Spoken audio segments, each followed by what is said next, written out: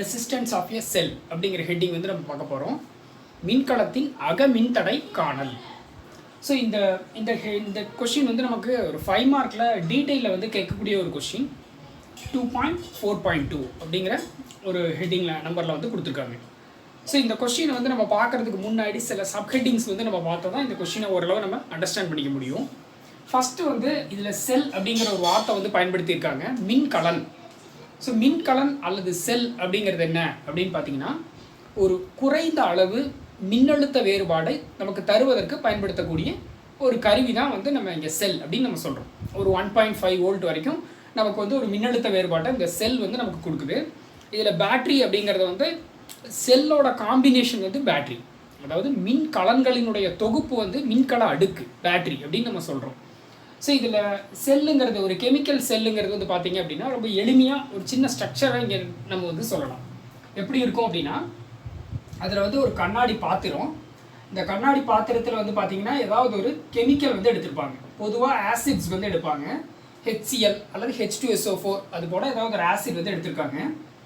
உள்ளுக்குள்ளே வந்து இதில் 2 மெட்டல் எலக்ட்ரோட்ஸ் வந்து வைக்கிறாங்க. இப்போ ஃபார் எக்ஸாம்பிள் வந்து காப்பர், ஜிங்க் அப்படின்னு 2 எலக்ட்ரோட்ஸ் வந்து அங்கே இருக்குதுன்னு வச்சுக்கலாம். இதில் ஒன்று வந்து ஆனோடு, இன்னொன்று வந்து கேத்தோடு அப்படின்னு வந்து நம்ம சொல்கிறோம். இந்த இங்கே நீங்கள் எடுத்திருக்க அந்த கெமிக்கல் வந்து எலக்ட்ரோலைட் அப்படின்னு நம்ம சொல்லலாம்.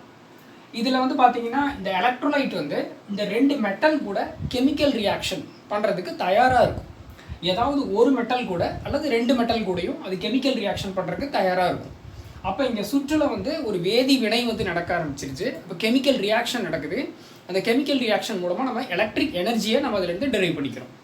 அப்போ கெமிக்கல் எனர்ஜியை எலக்ட்ரிக் எனர்ஜியாக கன்வெர்ட் பண்ணுற ஒரு டிவைஸ் தான் செல் ஆர் பேட்ரி அப்படின்னு வந்து நம்ம இந்த இடத்துல சொல்லலாம். ஓகே, இந்த செல் வந்து கொடுக்கக்கூடிய இந்த எனர்ஜியை வந்து பார்த்தீங்க அப்படின்னா நம்ம EMF அப்படின்னு நம்ம சொல்கிறோம், எலக்ட்ரோ மோட்டிவ் ஃபோர்ஸ் அப்படின்னு நம்ம சொல்லலாம். இதில் 2 முக்கியமான டேர்ம்ஸ் வந்து நம்ம பயன்படுத்துகிறோம் செல் வந்து கொடுக்கக்கூடிய எனர்ஜியை நம்ம இங்கே இண்டிகேட் பண்ணுறதுக்கு. ஒன்று வந்து EMF எலக்ட்ரோ மோட்டிவ் ஃபோர்ஸ், இன்னொன்று வந்து பொட்டன்ஷியல் டிஃப்ரென்ஸ் அப்படின்னு நம்ம சொல்கிறோம். அதாவது மின்னியக்கு விசை, மின்னழுத்த வேறுபாடு அப்படின்னு நம்ம சொல்கிறோம். இது 2க்கும் உங்களுக்கு நான் வித்தியாசம் வந்து சொல்லிடுறேன். ஃபஸ்ட்டு வந்து நம்ம பார்க்குறது வந்து மின்னியக்கு விசை அப்படின்னு வந்து நம்ம சொல்கிறோம், எலக்ட்ரோ மோட்டிவ் ஃபோர்ஸ் EMF அப்படின்னு நம்ம சொல்லலாம். அடுத்தது வந்து பார்த்தீங்க அப்படின்னா மின்னழுத்த வேறுபாடு. மின்னழுத்த வேறுபாடு அப்படிங்கிறத நம்ம பொட்டன்ஷியல் டிஃப்ரென்ஸ் அப்படின்னு நம்ம சொல்கிறோம். ஓகே, ஸோ இப்போ இதில் மின்னியக்கு விசை அப்படிங்கிறது எங்கிட்ட வந்து ஒரு செல் இருக்குதுன்னு வச்சுக்கலாம். ஒரு செல்லோட ஈஸியான ஒரு குறியீடு நம்ம என்ன பயன்படுத்துகிறோன்னா, ஒரு ஒரு பெரிய நேர்கோடும் ஒரு சின்ன நேர்கோடும் இங்கே நம்ம எடுக்கிறோம். இதை வந்து இது பாசிட்டிவ் டெர்மினல், இது நெகட்டிவ் டெர்மினல் அப்படின்னு நம்ம சொல்லலாம். ஒரு செல் இருக்குது. இந்த செல்லை வந்து பார்த்தீங்க அப்படின்னா இந்த மாதிரி ஒரு சர்க்கியூட்டில் நம்ம கனெக்ட் பண்ணியிருக்கோம். சர்க்கியூட்டில் வேறு எந்த காம்போனன்ட்ஸுமே கிடையாது. இப்போ இந்த செல் வந்து எவ்வளவு எனர்ஜியை வெளியில் நமக்கு சப்ளை பண்ணுது, இதில் இது எவ்வளவு மின்னழுத்த வேறுபாடு இங்கே நமக்கு கொடுக்க முடியும் அப்படின்னு நம்ம செக் பண்ணணும்னா, நம்ம ஒரு மல்டிமீட்டர் அல்லது ஒரு வோல்ட் மீட்டர் கூட இதை நம்ம கனெக்ட் பண்ணிடுறோம். செல்லில் சர்க்கியூட்டில் வந்து பார்த்திங்கன்னா ஒரே ஒரு டிவைஸ் வோல்ட் மீட்டர் மட்டும்தான் இருக்குது செல்லை தவிர. அப்போ இந்த செல் வந்து எவ்வளவு எனர்ஜியை வச்சுருக்கு அப்படின்னு பார்த்தீங்கன்னா, இது கொடுக்கக்கூடிய பொட்டன்ஷியல் டிஃப்ரென்ஸோட வேல்யூ எவ்வளவா இருக்கும். இந்த வோல்ட் மீட்டர் வந்து எப்போவுமே ஒரு ஹை ரெசிஸ்டன்ஸ் இருக்கிற கேரக்டராக இருக்கும், ரொம்ப ஹை ரெசிஸ்டன்ஸ் இருக்கும். ஒரு ஐடியல் வோல்ட் மீட்டர் அப்படின்னு நம்ம பார்த்தோம்னா, ஒரு நல்லியல்பு வோல்ட் மீட்டரோட மின்தடை வந்து முடிவிலி, இன்ஃபினிட்டி அப்படின்னு நம்ம சொல்கிறோம். ஸோ முடிவிலா மின்தடை கொண்ட ஒரு கருவி. இந்த ஒரு கருவி இந்த செல்லோட இணைக்கப்பட்டிருக்கு. அப்போ சுற்றில் வந்து ஒரு மிக மிக குறைந்த மின்னோட்டம் தான் பாஞ்சிக்கிட்டு இருக்கும். அப்போ மின்னோட்டத்தினுடைய மதிப்பை வந்து நம்ம சுழியும் கூட சொல்லலாம். இப்போ கரண்ட் வேல்யூ வந்து 0 தான் இருக்குது. இப்போ வோல்ட் மீட்டர் ரீடிங்கை காமிச்சிட்ருக்கும். அந்த ரீடிங் தான் இந்த செல் வந்து சர்க்கியூட்டுக்கு ப்ரொவைட் பண்ண தயாராக இருக்கக்கூடிய அதோட பொட்டன்ஷியல் டிஃப்ரென்ஸ். இப்போ அதோட பேரை நம்ம EMFன்னு சொல்லிடுறோம். செல் மட்டும் இருக்கும்போது வோல்ட் மீட்டரில் என்ன ரீடிங் காமிக்குமோ அந்த வோல்ட் மீட்டரோட ரீடிங்கை வந்து நம்ம EMF அப்படின்னு நம்ம சொல்கிறோம், எலக்ட்ரோ மோட்டிவ் ஃபோர்ஸ். அப்போ எலக்ட்ரோ மோட்டிவ் ஃபோர்ஸுங்கிறது எலக்ட்ரான்ஸ் மேலே அது கொடுக்குற ஃபோர்ஸான ஃபோர்ஸ் இல்லைங்கிறாங்க அவங்க. அப்போ electromotive force is not a force, it is the work done to moving a unit charge from one point to another point அப்படிங்கிறோம். அதாவது ஓரளவு மின்னூட்டத்தை ஒரு புள்ளியிலிருந்து மற்றொரு புள்ளிக்கு நகர்த்த செய்யப்படும் வேலை மின்னியக்கு விசை அப்படின்னு நம்ம சொல்கிறோம். சரி, அப்போது மின்னியக்கு விசைங்கிறது திறந்த சுற்றில் இருக்குது, ஓப்பன் சர்க்கியூட்டில் இருக்குது அப்படின்னு வந்து இந்த இடத்துல சொல்கிறாங்க. ஏன் அப்படின்னா சர்க்கியூட்டில் கரண்ட் வந்து ஜீரோ, சர்க்கியூட்டில் கரண்ட் ஜீரோவாக இருக்குன்னா அது ஒரு ஓப்பன் சர்க்கியூட்டை தான் நம்ம கன்சிடர் பண்ண முடியும். சரி, அப்போ ஒரு ஓப்பன் சர்க்கியூட்டில் தான் இஎம்எஃப் அப்படிங்கிற கேரக்டர் வந்து இருக்கும். இதோட வேல்யூ வந்து நம்ம வோல்ட் அப்படிங்கிற யூனிட்டால் மெஷர் பண்ணுறோம்.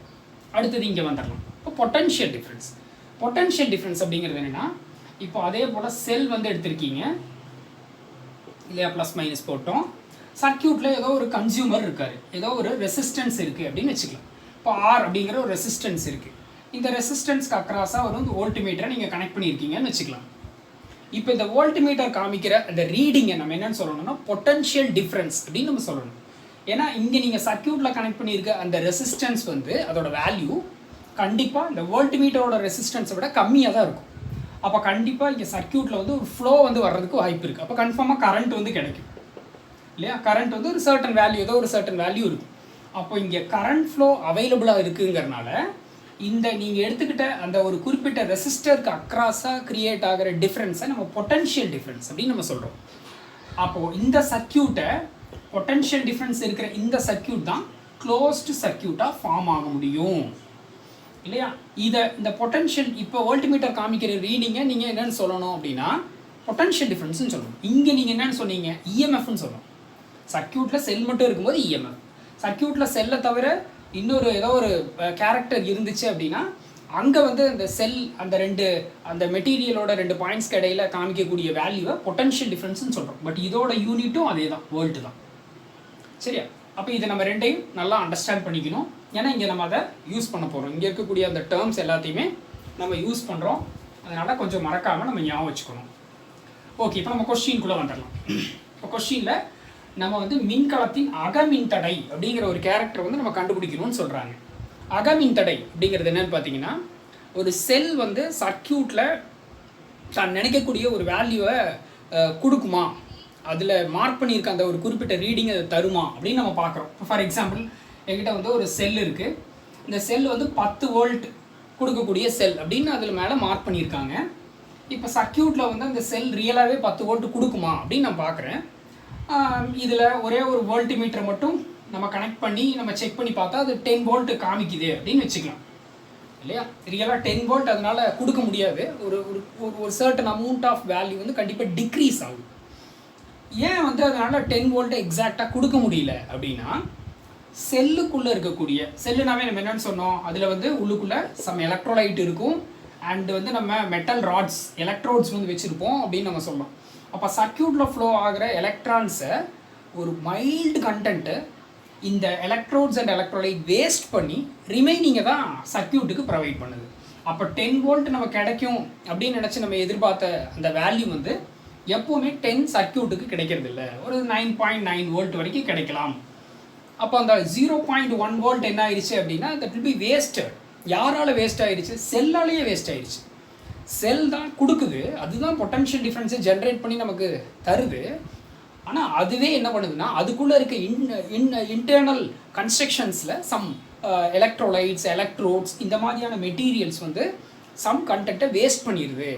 இந்த வேஸ்டேஜை நம்ம என்னென்னு சொல்கிறோம்னா இன்டர்னல் ரெசிஸ்டன்ஸ், மின்கலத்தின் அகமின் தடை அப்படின்னு நம்ம சொல்கிறோம் இல்லையா. சுற்றில் இருக்கக்கூடிய நம்ம எடுத்துக்கக்கூடிய அதனுடைய சில பகுதிகள் ஒரு குறிப்பிட்ட மின்னழுத்தத்தை ஒரு குறிப்பிட்ட அளவு மின்தடையை உருவாக்கிடுது. இந்த மின்தடையின் காரணமாக சுற்றில் ஒரு குறிப்பிட்ட மின்னழுத்த வேறுபாடை அதனால் முழுமையாக தர முடிவதில்லை. அப்போ அதில் சுற்றில் குறையக்கூடிய அந்த மின்தடையின் காரணமாக அது அந்த மதிப்பு குறையிறது தான் நம்ம என்னென்னு சொல்கிறோம், அதனுடைய அகமின் தடை அப்படின்னு வந்து இந்த இடத்துல நம்ம சொல்கிறோம். சரி, இப்போ இந்த அகமின் தடையினுடைய மதிப்பை எப்படி நம்ம கண்டுபிடிக்கிறது அப்படின்னு நீங்கள் பார்க்கலாம். ஃபஸ்ட்டு வந்து பார்த்தீங்க அப்படின்னா சர்க்கியூட்டில் நம்ம ஒரு செல் வந்து இந்த இடத்துல எடுத்துட்டோம். இது வந்து ப்ளஸ் மைனஸ் மார்க் பண்ணிட்டோம். இந்த செல்லுக்கு நம்ம என்ன இருக்குன்னு சொல்லியிருக்கோம், இன்டர்னல் ரெசிஸ்டன்ஸ் இருக்குன்னு நான் சொல்லியிருக்கேன். அதை ஸ்மால் ஆர்னு மார்க் பண்ணிட்டோம். இப்போ நமக்கு ஒரு டவுட் வரலாம், என்ன அப்படின்னா இன்டர்னல் ரெசிஸ்டன்ஸுங்கிறது அந்த செல்லுக்குள்ளே தானே இருக்கும், அதை ஏன் தனியாக நம்ம மார்க் பண்ணுறோம் நமக்கு டவுட் வரலாம். பட் பொதுவாக வந்து இன்டர்னல் ரெசிஸ்டன்ஸை நம்ம காமிக்க மாட்டோம், எந்த சர்க்யூட்லையுமே இன்டர்னல் ரெசிஸ்டன்ஸை காமிக்கிறது இல்லை. பட் இங்கே நம்ம அதை பற்றி தான் படிக்கிறோங்கிறதுக்காக அதை நம்ம வெளியில் ஒரு தனி ரெசிஸ்டர் மாதிரியே காமிச்சிருக்கோம். பட் ரியலாக அந்த மாதிரிலாம் இருக்காது, செல்லுக்குள்ளே இருக்குது, அது இன்டீரியர் பிஹேவியர் தான் அது. சரி, அதனால் இதை நம்ம இந்த மாதிரி டாட்டட் லைன்ஸில் மொத்தமாக இப்படி காமிச்சிடலாம். இது காம்பினேஷனாக தான் நம்ம எடுத்து கன்சிடர் பண்ணுறோம். ஓகே, அப்போது இங்கே ஒரு செல் வந்து இருக்குது, இந்த செல்லோட இன்டர்னல் ரெசிஸ்டன்ஸ் வந்து நம்ம ஸ்மால் ஆர் அப்படின்னு நம்ம கன்சிடர் பண்ணிட்டோம். இப்போ சர்க்யூட்டில் ஒரு வோல்ட்மீட்டரை நம்ம கனெக்ட் பண்ணிடுறோம். இப்போ வோல்ட்மீட்டர் இங்கே கனெக்ட் ஆகிருந்துச்சுன்னா நம்ம முதல்ல என்ன சொன்னோம், வோல்ட்மீட்டருங்கிறது இன்ஃபைனைட் ரெசிஸ்டன்ஸ் வச்சுருக்கோம்னு நம்ம சொல்லியிருக்கோம். அப்போ சர்க்யூட்டில் வந்து பார்த்திங்கன்னா கரண்ட் ஃப்ளோ எவ்வளோவா இருக்கும், 0. இப்போ இந்த வோல்ட்மீட்டர் காமிக்கக்கூடிய ரீடிங்கை நம்ம என்னன்னு சொல்லிடலாம், இஎம்எஃப், மின்னியக்கு விசை அப்படின்னு நம்ம இதை சொல்லிடலாம். இப்போ சப்போஸ் சர்க்யூட்டில் அதே மாதிரி சர்க்யூட் இப்படி கன்சிடர் பண்ணிக்கோங்க, ப்ளஸ் மைனஸ் செல் எடுத்துட்டீங்க. அதுக்கு வந்து நம்ம என்ன சொல்லியிருக்கோம், இன்டர்னல் ரெசிஸ்டன்ஸ் இருக்குன்னு சொல்லியிருக்கோம், அது ஸ்மால் ஆர்னு எடுத்துக்கலாம். இப்போது சர்க்யூட்டில் ஒரு ரெசிஸ்டரை நீங்கள் இன்க்ளூட் பண்ணுறீங்க இல்லையா, சர்க்யூட்டில் ஒரு ரெசிஸ்டரை வந்து நீங்கள் இன்க்ளூட் பண்ணிட்டீங்க. இந்த ரெசிஸ்டரோட ரெசிஸ்டன்ஸ் கேபிட்டல் ஆர்னு வச்சுக்கலாம். இந்த ரெசிஸ்டருக்கு அக்ராஸாக நீங்கள் வோல்ட்மீட்டரை சர்க்யூட்டில் இப்படி கனெக்ஷன் கொடுத்துருக்கீங்க. இப்போ இந்த ரெசிஸ்டருக்கு அக்ராஸாக எவ்வளவு பொட்டன்ஷியல் டிஃப்ரென்ஸ் இருக்கும் அப்படின்னு நம்ம பார்த்தோம்னா வேல்யூ என்னவா இருக்கும், V = I × R அப்படின்னு நம்ம எழுதலாம் இல்லை, அக்கார்டிங் டு ஓம்ஸ் லா. அதில் எவ்வளோ கரண்ட் ஃப்ளோ ஆகுது, ரெசிஸ்டன்ஸ் ஆஃப் ரெசிஸ்டர் எவ்வளோ, இது ரெண்டும் தெரிஞ்சதுன்னா you can say the potential difference across the resistor. சரி, இப்போ நெக்ஸ்ட்டு இப்போ இந்த சர்க்யூட்டில் ஃப்ளோ ஆகிற அந்த வேல்யூ இஎம்எஃப்க்கு ஈக்குவலாக இருக்குமா அப்படின்னு பார்த்தா V வந்து ஜை, இஎம்எஃபோட சிம்பிள் வந்து பார்த்திங்கன்னா ஜை. இந்த ஜைங்கிற வேல்யூக்கு ஈக்குவலாக இருக்குமா அப்படின்னு பார்த்தா இருக்கிறது இல்லை. ஏன் வந்து ஈக்குவலாக இருக்கிறது இல்லை அப்படின்னா இதுக்கு இன்டர்னல் ரெசிஸ்டன்ஸ்னு ஒரு கேரக்டர் இருக்குது. இப்போ இன்டர்னல் ரெசிஸ்டன்ஸ் இல்லைன்னா இந்த வேல்யூக்கு ஈக்குவலாக இருந்திருக்கும், ஆனால் அப்படி இருக்கிறது இல்லை. ஸோ அப்போ V is not equal to xi, it will be equal to xi minus IR அப்படின்னு நம்ம சொல்கிறோம். அப்போ இதுதான் ரியலாக நமக்கு கிடைக்கிற value. Some amount of value will be decreases. அப்போ இஎம்எஃப் வந்து 10 வோல்ட்டாக இருந்துச்சுன்னா இந்த ரெண்டையும் மல்டிப்ளை பண்ணும்போது அது உங்களுக்கு வந்து பார்த்தீங்கன்னா ஒரு சர்டன் வேல்யூ இருக்கும், மேபி ஒரு 0.1 அப்படின்னு இருக்கலாம். அப்போ 10லேருந்து 0.1 நீங்கள் கழிச்சிங்கன்னா கிடைக்கிற வேல்யூ தான் பொட்டன்ஷியல் டிஃப்ரென்ஸ், அதுதான் இவருக்கு கிடைக்கும். அப்போ ரியலாக நம்ம எக்ஸ்பெக்ட் பண்ணுற 10 அந்த செல் வந்து 10 வோல்ட் கொடுக்கும் நம்ம நினைக்கிற வேல்யூ தான் ஜை. ஏன்னா அது ஓப்பன் சர்க்யூட்டில் அதோட கொடுக்குது, ஆனால் அதை வந்து எப்போ தரதில்லை, இங்கே தரதில்லை. அதனால so the V value will be really is not equal to psi. If it is ideal cell, it can provide the potential difference value of psi. That will be equal to psi. But here it is not equal. V equal to psi minus some decreases value. எவ்வளோ IR அப்படின்னு நம்ம சொல்கிறோம். Okay, இது equation number 2 அப்படின்னு எடுத்துக்கோங்க. இப்போ இந்த minus ஐஆர்ங்கிற value இங்கே எடுத்துகிட்டு வந்துருங்க, V அங்கே கொண்டு போங்க. ஈக்குவேஷன் என்ன ஆகிடும், IR equal to psi, இந்த V அங்கே வந்துருமா, மைனஸ் V. Equation number 3. இப்போ இந்த ஈக்குவேஷன் நம்பர் 3-ஐ ஈக்குவேஷன் நம்பர் 1-ஆல் டிவைட் பண்ணுங்க. ஈக்குவேஷன் நம்பர் 3 என்ன, IR equal to psi minus V. 1 என்ன, V minus IR. அது IR equal to V ன்னு எடுத்துக்கோங்க. That is equal to IR divided by V. அதாவது V equal to IR இருக்கிறது, நான் IR equal to V ன்னு எடுத்துக்கிறேன், ரெண்டும் ஒன்று தான். ஸோ இங்கே நான் டிவைட் பண்ணிட்டேன். So I and I will be getting cancel. அப்போ உங்களுக்கு small R by capital R equal to xi minus V divide by வின்னு இருக்குது. இந்த கேபிட்டல் ஆரை மல்டிப்ளை பண்ணிக்கோங்க. இப்போ ஸ்மால் ஆர் ஈக்குவல் டு என்னென்னு கிடைக்கும், xi minus V divided by V into capital ஆர்னு கிடைக்கும். இதுதான் இன்டர்னல் ரெசிஸ்டன்ஸ் ஆஃப் செல் கண்டுபிடிக்கிறதுக்கான ஈக்குவேஷன். அப்போ உங்களுக்கு என்னெல்லாம் தெரியணும், இன்டர்னல் ரெசிஸ்டன்ஸ் ஆஃப் செல் வந்து நீங்கள் கண்டுபிடிக்கணும்னா உங்களுக்கு ஜை தெரியணும், இஎம்எஃப் தெரியணும், அடுத்தது வி பொட்டன்ஷியல் டிஃப்ரென்ஸ் தெரியணும், அடுத்தது ரெசிஸ்டன்ஸ் ஆஃப் தி மெட்டீரியல், நீங்கள் சர்க்யூட்டில் கனெக்ட் பண்ணியிருக்க அந்த எக்ஸ்டர்னல் ரெசிஸ்டன்ஸோட வேல்யூ உங்களுக்கு தெரியணும். இந்த மூணும் தெரிஞ்சதுன்னா you can find out the internal resistance of cell அப்படின்னு நம்ம சொல்லிடலாம். ஆக்சுவலாக இப்போ நீங்கள் கேட்ட ஹெட்டிங்கில் இருக்கக்கூடிய வேல்யூவை நம்ம கண்டுபிடிச்சிட்டோம். பட் இருந்தாலும் இதை தவிர இன்னும் ஒரு சில கேரக்டர்ஸ் நம்ம அனலைஸ் பண்ண போகிறோம். அது என்ன அப்படின்னா, ஸோ சர்க்யூட்டில் இப்போ இன்டர்னல் ரெசிஸ்டன்ஸுங்கிற ஒரு பிரச்சனை இருக்குது. செல்லுக்கே இன்டர்னல் ரெசிஸ்டன்ஸ் இருக்குது, அது சரியான நம்ம எதிர்பார்க்கக்கூடிய பொட்டன்ஷியல் டிஃப்ரென்ஸாக தரதில்லை. அப்போ எவ்வளவு பவரை சர்க்யூட்டில் அது கன்சியூம் பண்ணுறதுக்கு அலோவ் பண்ண முடியும் இல்லையா, amount of power consumed the circuit எவ்வளவா இருக்கும் அப்படின்னு நம்ம பார்க்குறோம். ஸோ பவரோட ஜென்ரல் ஃபார்முலா என்ன, P ஈக்குவல் டு இல்லையா திறனோட ஃபார்முலா விஐபி அப்படின்னு நான் சொல்லியிருக்கேன் formula VI equal to P பவரோட ஃபார்முலா. அப்போ வி இன்ட்டு ஐ அப்படின்னு நம்ம எழுதுவோம் எப்போவுமே. சர்க்கியூட்டுக்கு எவ்வளோ பவர் கிடச்சிது அப்படின்னு நம்ம கண்டுபிடிக்கிறதுக்காக இந்த ஈக்குவேஷன் யூஸ் பண்ணுறோம்.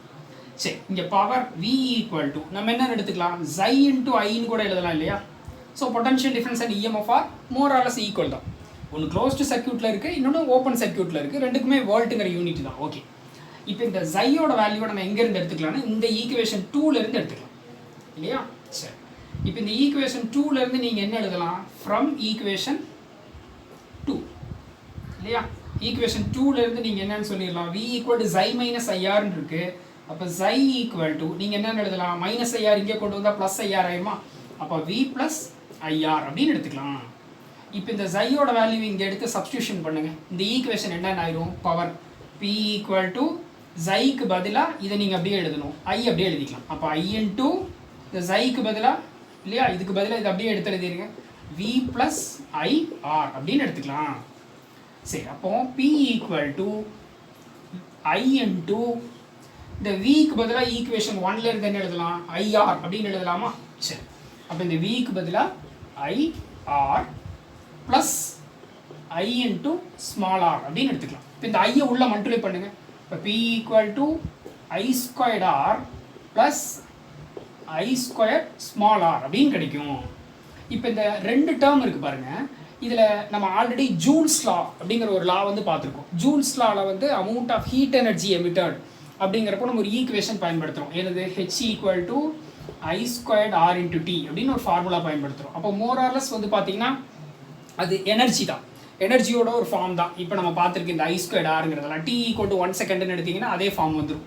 சரி, இப்போ இந்த டேர்மில் இந்த ஃபஸ்ட்டு டேர்ம் இருக்கு இல்லையா, இது வந்து பார்த்தீங்கன்னா பவர் கிவன் டு சர்க்கியூட் இல்லையா. இது வந்து சர்க்கியூட்டுக்கு இந்த பவர் வந்து செல் மூலமாக அது வந்து கொடுக்கப்பட்டிருக்கு. இப்போ செல் வந்து கொடுக்குற அந்த பவரை சர்க்கியூட் யூஸ் பண்ணிக்கிறது. இது வந்து ஒரு குட் பவர்னு வச்சுக்கலாம், அது வந்து அது யூஸ் பண்ணுற பவர். அப்போ இந்த ஐ ஸ்கொயர்ட் ஆருங்கிறது இது என்ன அப்படின்னு பார்த்தீங்கன்னா இது வந்து வேஸ்டட் எனர்ஜி. அப்போ wasted power, certain amount of power will be wasted in the form of heat அப்படின்னு நம்ம சொல்கிறோம். ரெசிஸ்டன்ஸ் அப்படியெல்லாம் வேஸ்ட் ஆகுது. ஸோ அப்போ இது வந்து வேஸ்டேஜ் தான், இன்டர்னல் ரெசிஸ்டன்ஸாகவும் அது வேஸ்ட் ஆகுது அப்படின்னு நம்ம இங்கே சொல்லலாம். சரி, அப்போ இந்த வேல்யூ வந்து ஒரு குட் பேட்டரியாக இருந்துச்சுன்னா நம்மளோட பேட்டரி வந்து if it is a good battery, ஆரோட வேல்யூ வந்து எப்படி இருக்கணும் அப்படின்னா it should be very very very less. அப்படி இருந்ததுன்னா அது வெரி குட் பேட்டரி. ஆரோட வேல்யூ ரொம்ப ஸ்மாலாக இருந்துச்சுன்னா இங்கே இந்த டேர்ம் வந்து எப்படி இருக்கும், ஐ ஸ்கொயர்ட் ஆருங்கிற டேர்ம் வந்து it will be very very lesser then I squared capital R. So we can neglect this character. அதை நெக்லெக்ட் பண்ணிடுங்க. ஈக்குவேஷன் என்ன ஆயிரும், P equal to I squared R மட்டும் வரும். இப்போது நீங்கள் கொடுத்த செல் கொடுத்த பவர் முழுக்க அந்த சர்க்கியூட்டில் இருக்க டிவைசஸ்க்கு யூஸ்ஃபுல்லாக இருக்கும் அப்படின்னு நம்ம சொல்லலாம். இப்போ ஒரு குட் பேட்டரியோட internal resistance will be very small. So internal resistance ஸ்மாலாக இருந்தால் அது கொடுக்குற மொத்த பவருமே சர்க்கியூட்டுக்கு யூட்டிலைஸ் ஆகிரும் அப்படின்னு நம்ம இந்த இடத்துல எடுத்துக்கலாம். சரி, ஒரு 5 மார்க்கில் கேட்குறதுக்கு சான்ஸ் இருக்கக்கூடிய ஒரு கொஸ்டின், நம்ம படிக்க வேண்டிய ஒரு கொஸ்டின். தேங்க்யூ.